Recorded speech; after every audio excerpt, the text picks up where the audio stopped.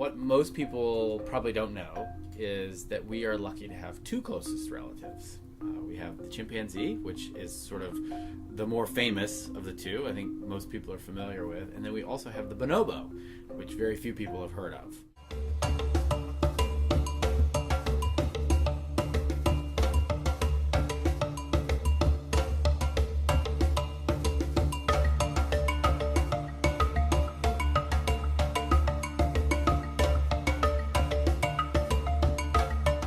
I think one of the big reasons why bonobos may not be very well known is right when you had great apes become sort of of interest to the public, you didn't have a famous researcher who became the bonobo researcher. So chimpanzees had Jane Goodall, orangutans had Ruta Galdikas, and gorillas had Dian Fossey. I think another challenge for bonobos is they're only from one country. And the Democratic Republic of Congo is a very difficult place to potentially work. And that means that a lot of primatologists, they actually don't go to Congo. So there hasn't been a lot of research on bonobos in the wild. Whereas since chimpanzees live in over 20 countries, while all 20 of those countries are not stable, some of them are, and that then has allowed for long-term research. But I think there's more going on than just the fact that there wasn't a special scientist and there hasn't been as many scientists studying bonobos. Part of it is that Congo is a francophone country, but because it's a francophone country, that means there's not much English media going to Congo, and there are also not many Anglophone or English-speaking researchers going.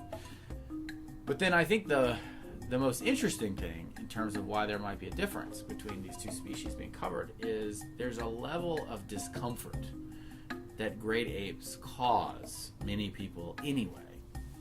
And bonobos push that limit even farther than our other closest relatives. Because while the other great apes, like bonobos, are incredibly intelligent, and in the case of chimpanzees can be wildly violent in many ways that humans can do, bonobos do something that really shock and in some cases disgust a large segment of people. And what they do is they have a very interesting and promiscuous sexual behavior.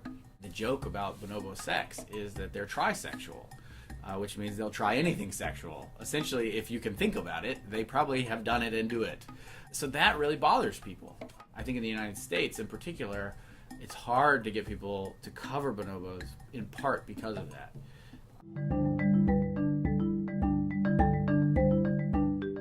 Conservation status of bonobos and chimpanzees, I think, is tightly linked to the public perception of the two species and their awareness of these species. So, I mean, the fact that chimpanzees are really well known, I think, gives us great hope for the future of the species. Because people are emotionally engaged. They care about the future of chimpanzees. They're going to act if their future is threatened.